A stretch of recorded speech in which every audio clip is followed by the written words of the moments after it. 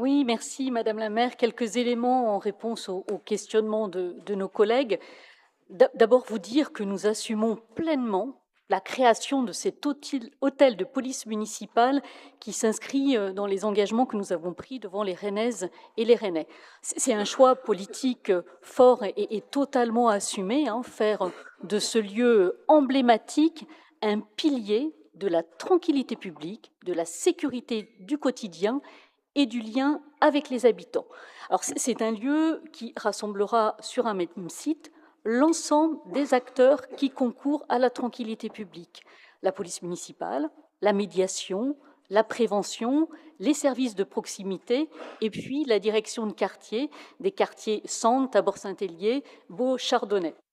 Alors à travers cet hôtel de police municipale, nous reconnaissons une réalité, celle d'un service public qui se renforce, avec à terme, à la fin de notre mandat, 175 policiers municipaux qui seront présents dans cet hôtel de police municipale et des agents qui devront travailler dans des conditions satisfaisantes et adaptées.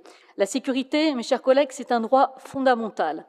C'est un service public un service public à part entière qui doit être accessible, identifiable et ouvert.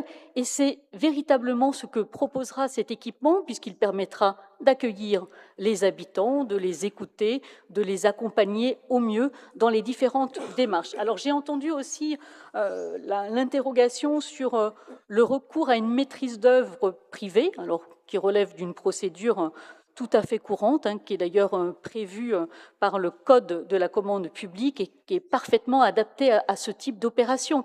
Le Palais Saint-Georges est un bâtiment patrimonial qui assez complexe, avec des enjeux fonctionnels qui sont forts et qui nécessitent une expertise tout à fait adaptée pour assurer la qualité du projet, pour en maîtriser les coûts et pour maîtriser aussi le respect du calendrier. Alors la collectivité reste pleinement maître de ce projet, puisque c'est la collectivité qui définit le programme, et on sera bien évidemment attentif à ce que ce bâtiment soit accessible aux personnes à mobilité réduite, qu'il y ait aussi une signalétique lorsque les travaux seront réalisés.